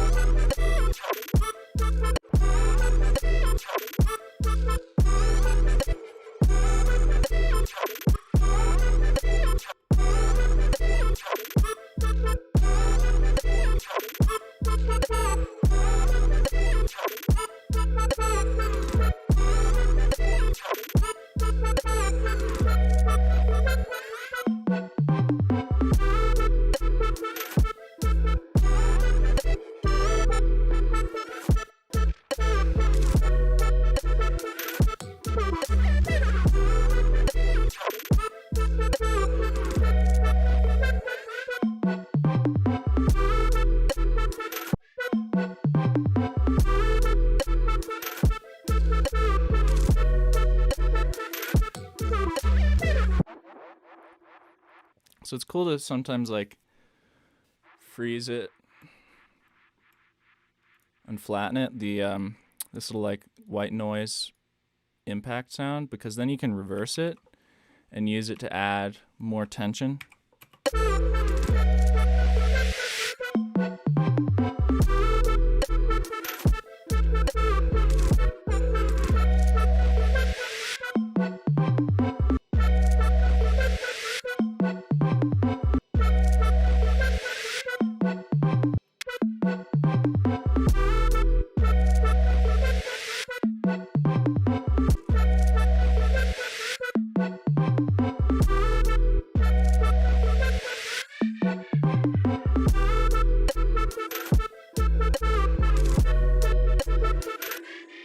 Might put a mute here.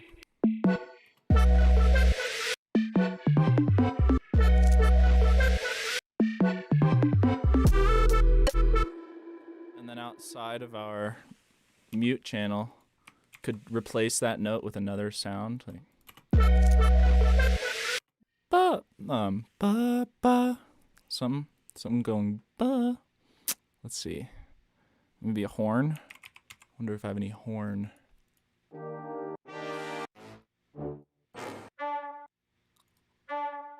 That might work. Da.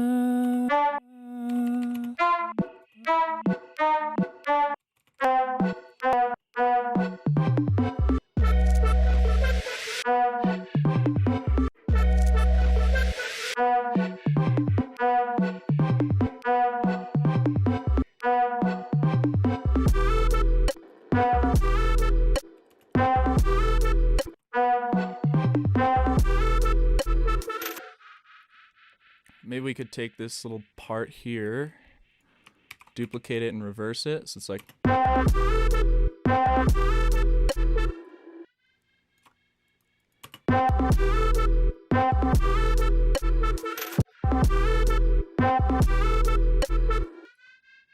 maybe have it kind of swell in here too.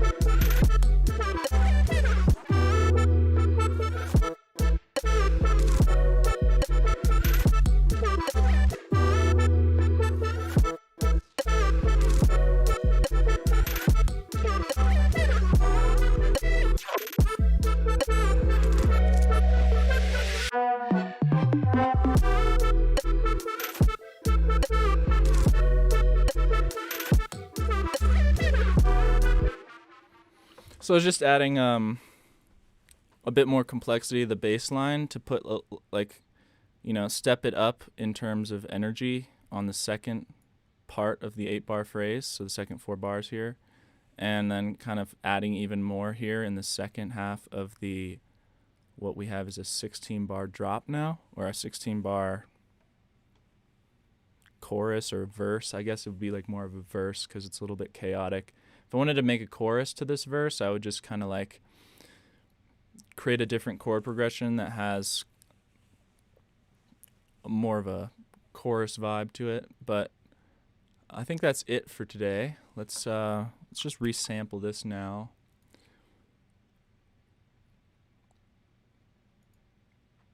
I like to resample things.